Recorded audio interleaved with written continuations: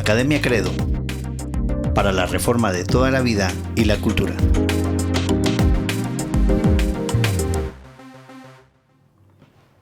Hola, hola, ¿cómo están? Qué gusto poder saludarlos nuevamente. Estamos acá en un nuevo podcast de Academia Credo para la reforma de toda la vida y la cultura. Así es. Estamos acá con la idea de seguir con nuestro tema, Cosmovisiones en conflicto, el subtema que tenemos para esta oportunidad. Estuvimos hablando la vez anterior acerca del pluralismo y estuvimos ahí dando pues las ideas básicas de qué es lo que entendemos nosotros por eso y cómo obviamente nos oponemos a la idea pluralista de la vida, ¿no? Ahora vamos a hablar un poco del naturalismo, ¿sí? Y vamos a desarrollarlo.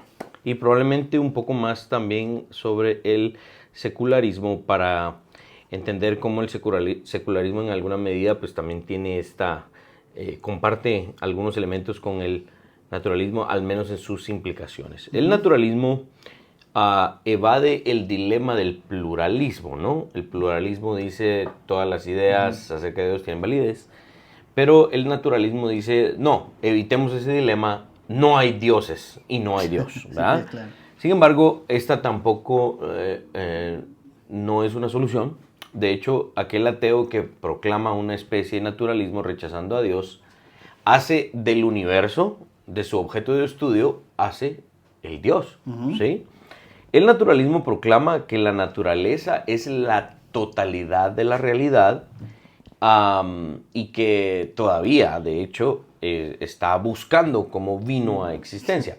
Entonces, el naturalismo, diciendo que la naturaleza es la totalidad de la realidad, que lo que se estudia por medio de ciencias o técnicas de ciencia natural es todo lo que tenemos, y por lo tanto no hay necesidad de explorar más allá del universo observable, ¿no? El naturalismo dice que todo tiene su origen en la materia y por lo tanto no tiene existencia verdadera separada de la materia. Y no debiese explicarse en otros términos. En otras palabras, para el naturalismo no existe obviamente lo sobrenatural, ¿verdad? O lo supernatural. Por ejemplo, vamos a llegar a el naturalismo llega a algunas conclusiones como, por ejemplo, no existe la mente. Sí existe el cerebro, tejido cerebral, cuestiones que podemos palpar, tocar, ver o examinar, pero la mente no existe. Lo único que existe es el cerebro. La mente se reduce a reacciones químicas y a un tejido cerebral. Los valores morales, entonces, que son abstractos en principio y que son inmateriales en principio, debido a que no existe tal cosa como inmaterial según el naturalismo. Entonces los valores morales deben ser interpretados de generación en generación y deben acomodarse a lo que la época dicte, ¿no? Por lo tanto, los valores morales han de ser fluctuantes siempre. Según el naturalismo, la religión y la idea de Dios solo son proyecciones de personas que desean creer algo más allá de lo que pueden ver. Y el naturalismo estrictamente va a hablar entonces de lo que se puede palpar, tocar, observar y estudiar. Aquello que no está dentro de esas categorías no debiese ser estudiado ni considerado. Sí, ¿Sí? Estuvimos viendo que la vez anterior estuvimos hablando un poquito acerca de la exclusividad de la edad en Dios, lo que los cristianos evidentemente creemos, ¿no? Y lo creemos con certeza y con convicción, porque nuestra fe no es una fe de probabilidad, sino de certeza y de convicción, ¿no? Con la base y el fundamento en Cristo mismo. Este tema del naturalismo, en algún sentido, trata de erradicar todo aquello que va con las ideas, ¿no? Ahí vemos un conflicto en ellos mismos, ¿no? Porque las ideas que ellos tienen del naturalismo son producto de ideas, ¿no? Que son inmateriales. Que son inmateriales. O sea, ves el conflicto y empieza. Porque entonces cuando traemos los temas que son inmateriales, como por ejemplo la culpa, ¿sí? El resentimiento, el odio. El lenguaje mismo, sí. ¿no? O sea, tantas cosas, ¿no? Que son inmateriales. Que son inmateriales. ¿Cómo responden ellos? Entonces, el reclamo que nosotros hacíamos la vez anterior es, ok, entonces sean consistentes con lo que predican y con lo que hablan, ¿no? Porque el naturalista es aquella persona que, bueno, ¿sabes qué? Yo creo solo en lo que veo, lo que puede ser comprobable, lo que no, no. Todo el asunto de los milagros, de la fe, eso no deberíamos de tomarlo en cuenta para nuestra manera de vivir. Y vamos a llegar a cómo el naturalismo finalmente depende de ciertos milagros. Vamos a llegar a una conclusión como esa. Claro, entonces hoy vemos a muchos de influencers, gente que está en las redes sociales reclamando esto, ¿verdad? Llamándose en algún sentido, reclamando a solo cuestiones de la ciencia para que ser comprobables y si no es comprobable por medio de ciertos elementos de la ciencia, no deberíamos de creerlo, no deberíamos, eso quedaría en otros planos. Y para los que sí creemos en estas cuestiones, pues ya no somos acusados como religiosos, como fanáticos, que no deberíamos de tener una perspectiva de vida adecuada y que por culpa de nosotros es que el mundo está como está. Y bueno, tanta idea que se da con respecto a eso. Ahora, vemos entonces con el ejercicio que pusiste la vez pasada, el problema es que cuando ellos son sometidos y presionados a sostener estos mismos dilemas de vida, vemos que se caen. Exacto. No son consistentes, no están dispuestos a vivir, y cuando son presionados hasta la muerte por esto tampoco van a estar dispuestos Exacto. a hacerlo, porque el naturalismo en sí mismo termina siendo una absurdidad. Exacto. Sí, el naturalismo es la cosmovisión detrás del movimiento científico. Claro. ¿Sí? O del movimiento que se conoce hoy como cientificismo, ¿no? El movimiento científico. Porque el universo, que es gigante, que es vasto, debe ser estudiado y debe ser estudiado con una cosmovisión en mente. Claro. O sea, cuando llegan a aplicar técnicas de cómo estudiar tales materiales o en términos de medicina, ¿no? Cómo debiésemos examinar esta parte del cuerpo, o en términos de medicamentos, ¿no? Cómo debiésemos hacer estos medicamentos y lo otro. Cualquiera sea la disciplina científica que es el abanico de posibilidades es grande también, ¿no? Cualquiera sea la disciplina científica, parte de una cosmovisión. O sea, parte del concepto del naturalismo. Yo aquí quisiera hacer, porque ese ejercicio científico también, ahorita que estás mencionando que parte de una cosmovisión, es porque tiene una razón ética. Sí. Tiene una razón. Sí, y algunos la argumentan como todo esfuerzo científico debe ser para la mejora de la calidad de vida del ser humano. Claro, y por todo lo tanto, eso, ¿no? Sí, entonces tiene una razón ética en última instancia. Si tiene una razón ética, vemos que la ética no es una cuestión que surja del palpable, naturalismo. Exacto. No es material, inmaterial. Es inmaterial. Entonces vemos ahí mismo esa contradicción en sí mismo, ¿no? Porque Exacto. Por la cuestión ética es una cuestión que no se palpa, no es una cuestión material, es una cuestión inmaterial que va a venir a la dinámica de la actividad humana. Entonces, yo creo que de alguna u otra manera ellos también tratan de hacer ciertas marufias ahí de ideas para tratar de responder a estas cuestiones de las cosas inmateriales, pero son insostenibles al final. Exacto. Y aquí esto es bien importante porque para los jóvenes que quieren hacer ciencia, los jóvenes que de verdad tienen la vocación para la ciencia, deben de tener mucho cuidado con los elementos básicos proponentes de una cosmovisión. Yo tristemente conozco a pocos científicos serios, ¿no? De alto nivel y de renombre a niveles muy altos, que hacen ciencia para la gloria de Dios, o que hacen ciencia con una cosmovisión bíblico-cristiana en mente. Uno de los científicos que yo sigo y intento leer y estoy por comprar algunos de los libros que él ha publicado. Él se llama Jason Lyle.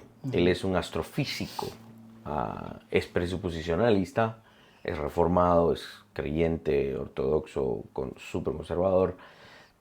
Él es un especialista en un campo de la astronomía que dicen nadie más sabe más que él porque es algo que él desarrolló. Es una mente brillante, ¿no? Y él, pudiendo llegar a ser, lo voy a poner así, una estrella de rock en ese campo de cientificismo, entre sus colegas él se dio cuenta de que la gran mayoría no hacía ciencia para la gloria de Dios y no hacía ciencia con una cosmovisión bíblico-cristiana en mente, sino con una cosmovisión naturalista en mente, con el objetivo supuestamente de hacer mejor la vida del ser humano, pero sin darle gloria a Dios. Entonces él fundó lo que hoy se conoce, y tristemente no es tan famoso, el Instituto Bíblico para la Ciencia, ¿verdad?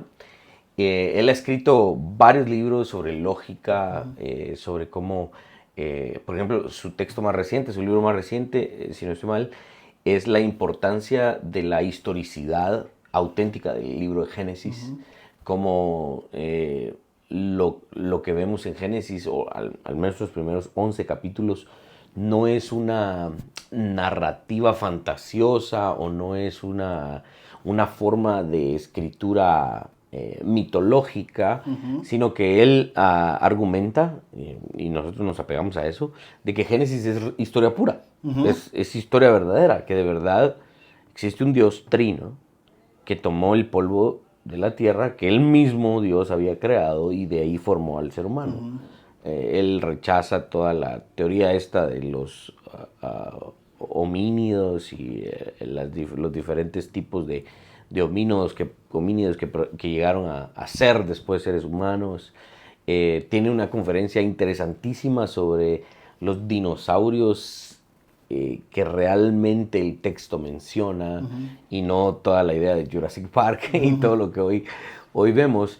Es un científico que hace ciencia con una cosmovisión diferente, partiendo de una cosmovisión diferente. Sí. Él, ahorita te doy la palabra, él, ahorita que el nuevo telescopio que pusieron en órbita, ese James Webb, ignoro el nombre ahorita, pido disculpas, pero es un nuevo telescopio que es mucho más grande, tiene un diámetro más grande y que las fotografías y la información que ese nuevo telescopio ha traído ahora, él ha estado empujando mucho con artículos y conferencias cómo este nuevo telescopio y sus descubrimientos comprueban la veracidad del Génesis y cada día más desacreditan todas las demás ideas evolutivas y hasta habla de cómo de verdad, si esto fue financiado por los incrédulos,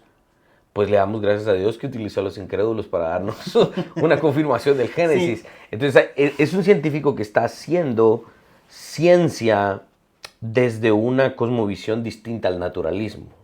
Sí, yo quisiera llamar la atención específicamente. Nosotros obviamente no estamos en contraposición ni argumentando en contra de la ciencia. Exacto. Ni el ejercicio científico. Exacto. Al contrario, nosotros creemos bíblicamente que el autor de la ciencia es Dios mismo. Sí. ¿Cuál es nuestra argumentación? Que si Dios de verdad no existiera, menos existiríamos nosotros y menos el ejercicio científico. Salmo 94. Claro. ¿Quién le enseñó la ciencia al hombre?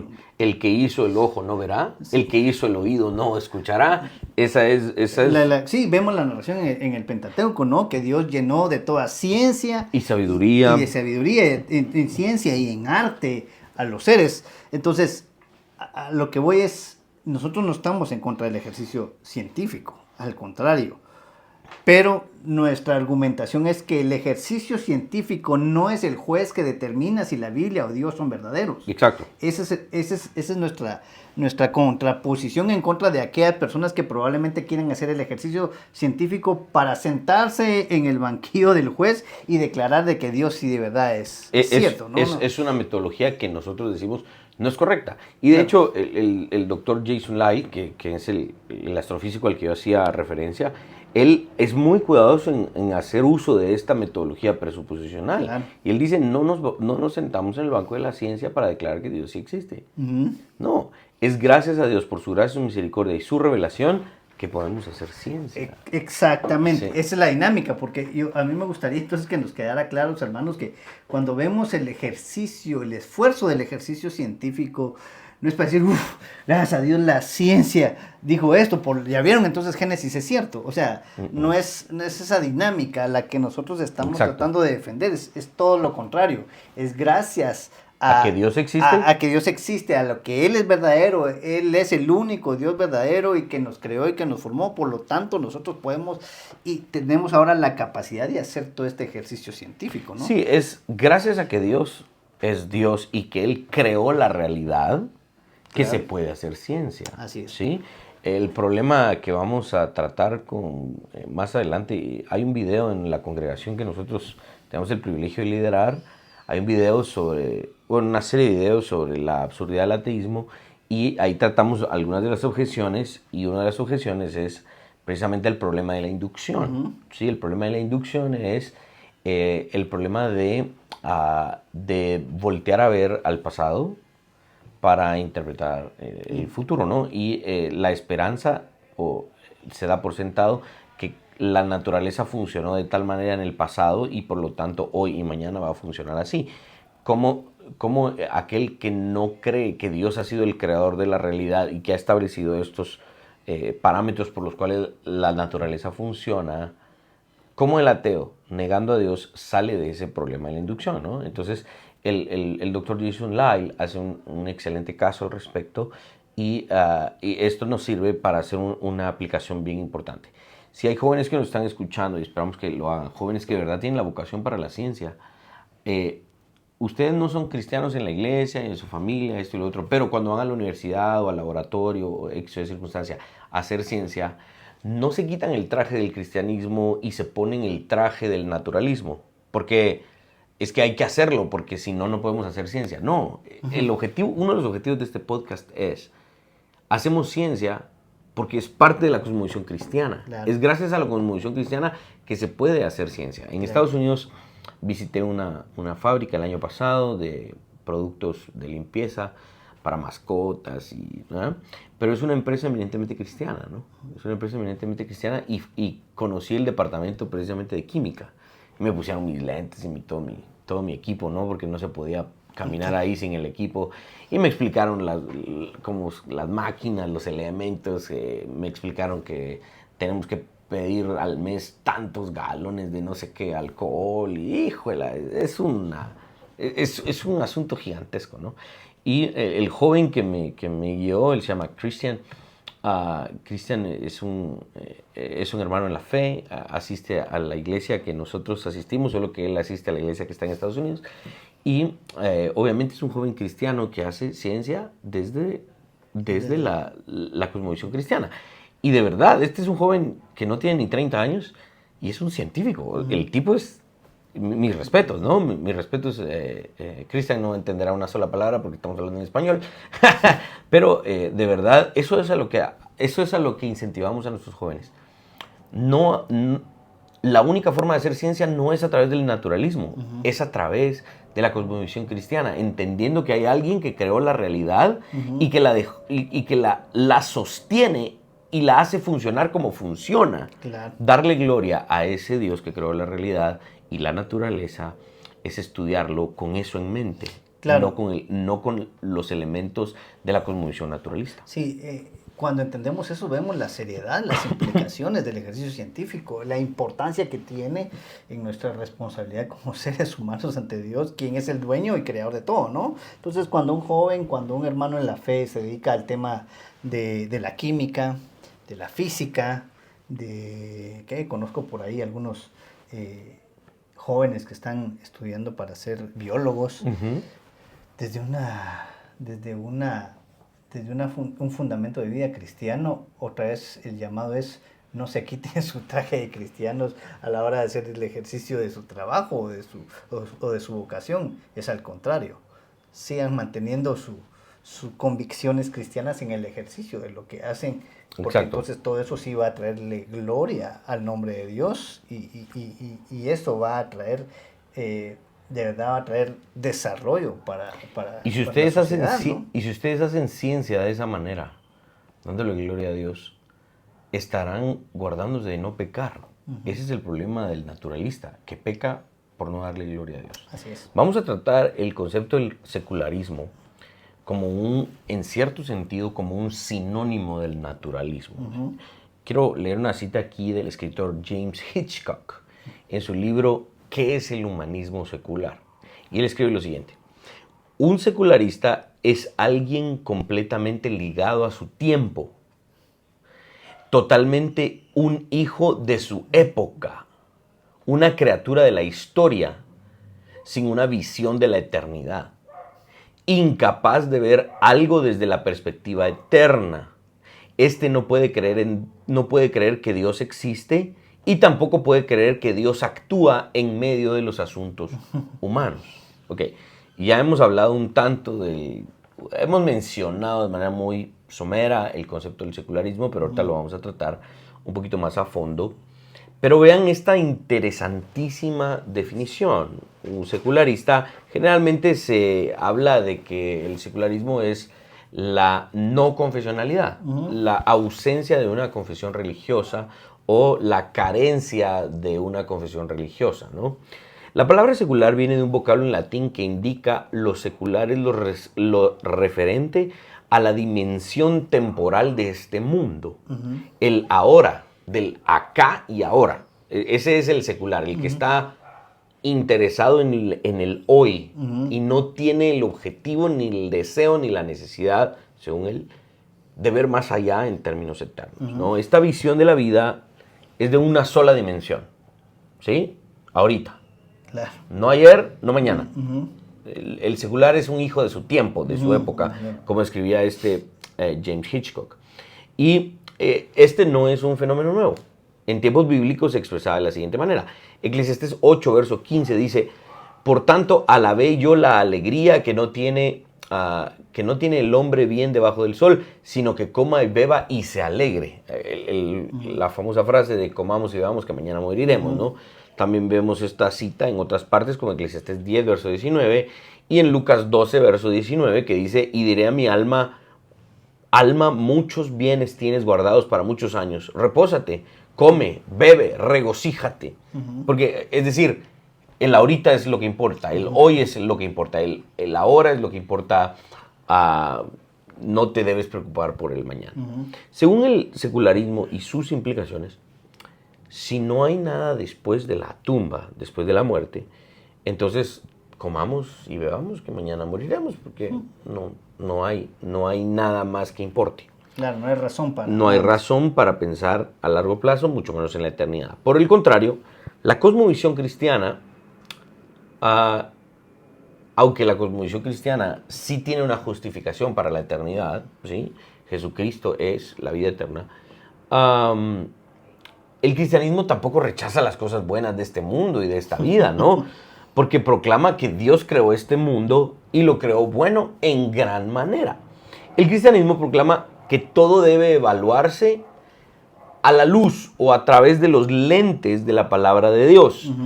El cristianismo se opone al naturalismo y al secularismo en cuanto a la forma en la que se evalúa el ahora, el mundo en el que vivimos, ¿no? Por eso Pablo escribe en 1 Corintios 10, verso 31, si pues coméis o bebéis o hacéis otra cosa, hacedlo todo para la gloria de Dios. Entonces, cuando pensamos en el largo plazo, cuando nos ponemos a planificar, ¿no?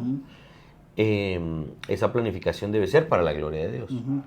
Cuando hay cuestiones que son urgentes y las tenemos que hacer hoy y ahora, mira, mañana no me va a dar tiempo, ya estamos tarde, pero esto tenemos que sacarlo a hoy lo hacemos para la gloria de Dios.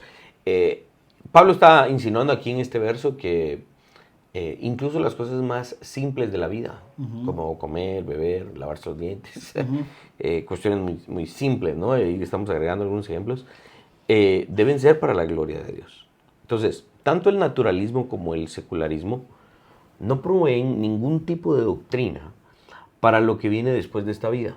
Por lo tanto, no hay autoridad más grande que el individuo. Y el único objetivo del individuo es perseguir los placeres de esta vida sin considerar sus consecuencias. Así es. Esas son finalmente las conclusiones innegables de un naturalismo y de un secularismo. Sí. ¿Sí?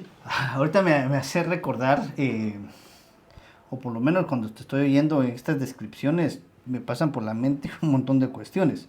Ok,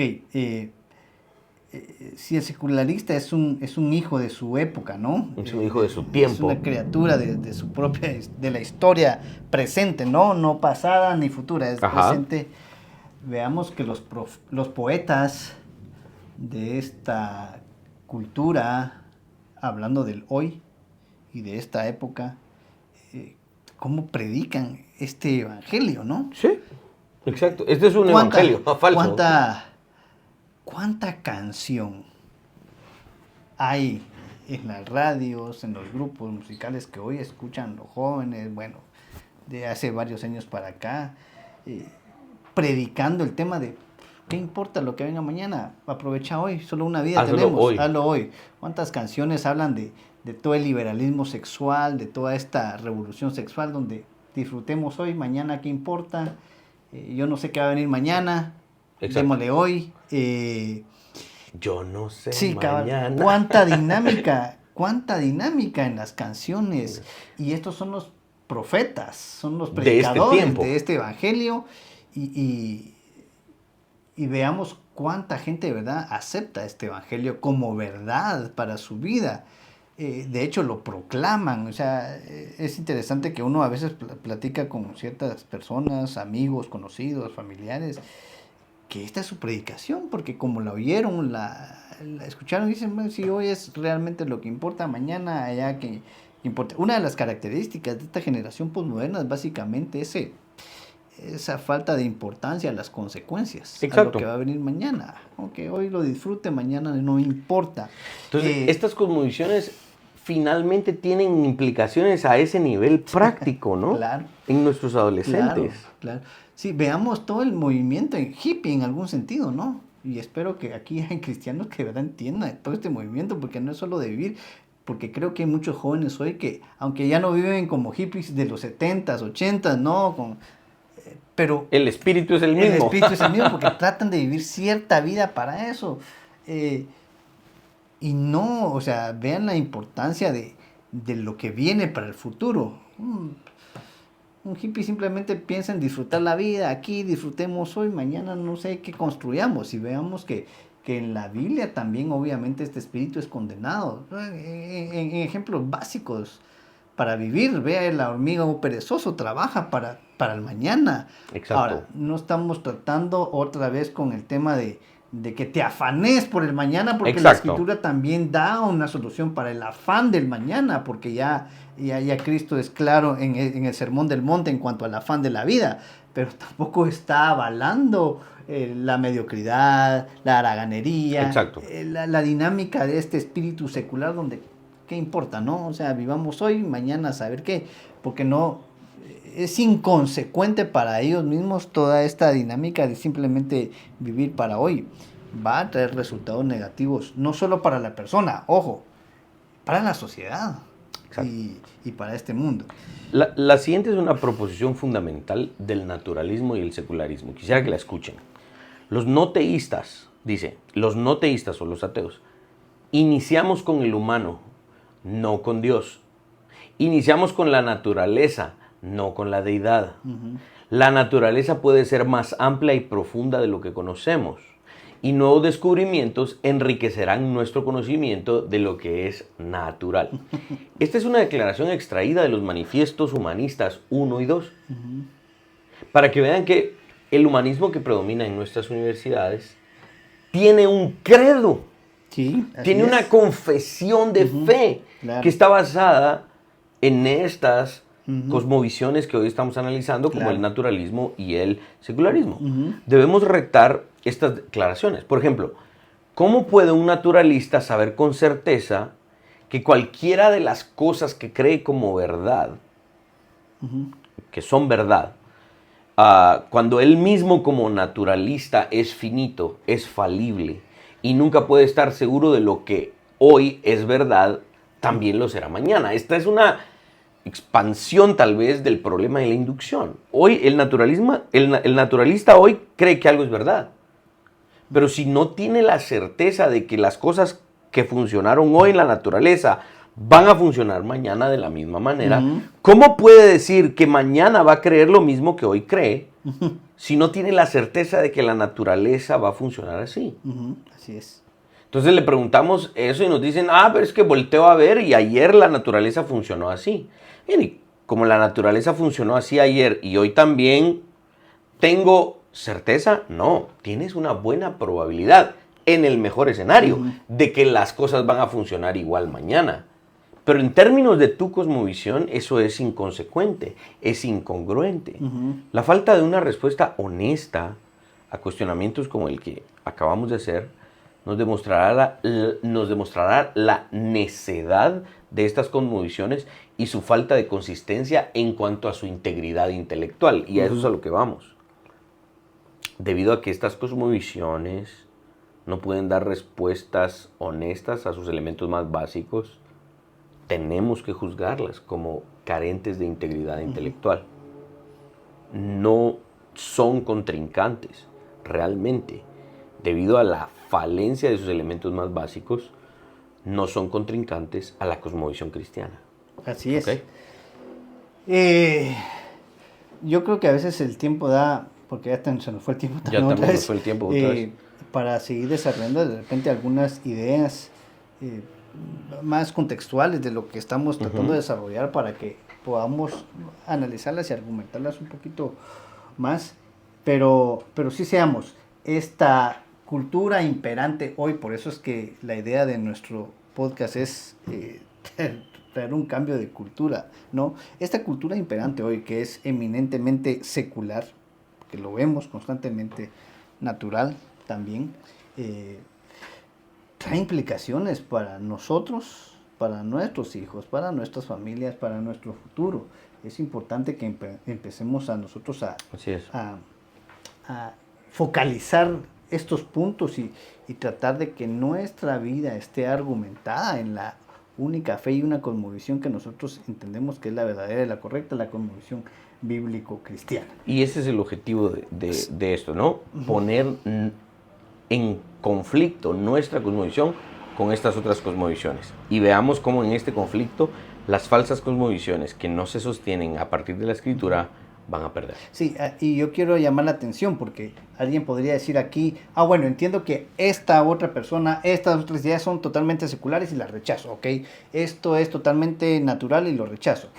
Lo que yo quisiera llamar la atención es que hay un ejercicio o un esfuerzo en cierto movimiento cristiano con empatar con estas cuestiones. Tristemente.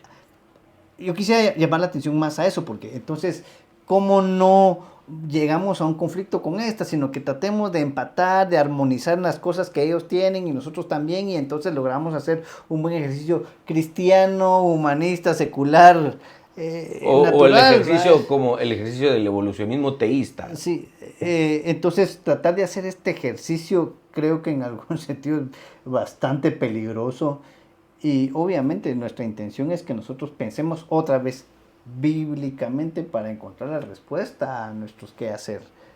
Vamos a llegar a podcast más adelante. Tristemente no va a ser el próximo, ni siquiera 2 más, sino que más adelante, al concepto de algunos apologistas presuposicionales, como Rosa J. Rushdoony, que él acuñó esta frase: finalmente la ciencia moderna está operando con capital prestado. Y vamos a hablar de que precisamente no es que busquemos empatar estas cosmovisiones con la nuestra, sino que veamos que si el naturalismo en cierto sentido podría dar respuestas o podría parecer funcionar, es porque funciona con capital prestado, con elementos que no le pertenecen a su cosmovisión, sino que los roba para poder funcionar. Claro. Y vamos a llegar a ese punto. Sí, termino porque es básicamente Cierta predicación de hoy es tratar de que la educación sea laica, libre de religión, libre de precondiciones. De confesión Claro, religiosa. Claro, de precondiciones de fe y toda esa cuestión, ¿no? Y no se mete solo la educación, se mete la política, el gobierno, y veamos que aquí se está tratando en algún sentido de sacar toda la perspectiva religiosa, y en este caso claramente lo que se quiere realmente sacar es esta cosmovisión cristiana, ¿no? Es en contra del Cristo, el cristianismo es el que se está luchando. Dejémonos de cuentos, es contra este Cristo con el que están peleando, ¿no? Entonces, veamos, si no somos consistentes con nuestra cosmovisión, nuestra fe cristiana, para el todo de la vida, entonces vamos a aceptar ideas como esas. Por eso te estoy diciendo que es peligroso que alguien cristiano puede decir: si soy cristiano, creo en la Biblia, pero acepto lo que el secularista dice, acepto lo que el naturalista dice, lo que el humanista dice, porque en términos de educación, sí, la educación debería ser laica, supuestamente. Hay cristianos que hoy están pensando esto. Sí. Hay cristianos que están defendiendo que en el gobierno no se debería meter el tema bíblico. Es peligroso, ¿no? Es muy peligroso. Entonces, la pregunta es, entonces, ¿Dios no tiene nada que ver con la educación? ¿Dios no tiene nada que ver con la política? ¿Dios no tiene nada que ver con el gobierno? Entonces, no, porque Dios no tiene nada que ver con la política, porque la política es sucia. Malas concepciones en contra de todo esto. Y lo que nosotros queremos es que entiendan, hermanos, es que la concepción bíblica cristiana es para el todo de la vida, y por eso es la dinámica de nuestro eslogan, ¿no? Para la reforma de toda la vida y la cultura. Sin Cristo, sin Dios, estamos perdidos. Amén. En términos más coloquiales, estamos fritos. Muchas gracias por haber escuchado un podcast más, un episodio más de Academia Credo para la reforma de toda la vida y la cultura. Les animamos a compartir este material, a escucharlo y obviamente a reflexionar en él. Esperamos, si tienen preguntas, dudas, comentarios, puedan hacerlos en nuestras diferentes plataformas. Les recordamos que estamos en YouTube, estamos en Spotify y Apple Podcast. Hasta una próxima oportunidad. Dios les bendiga. Nos vemos. Suscríbete y comparte. Reformemos juntos toda la vida y la cultura.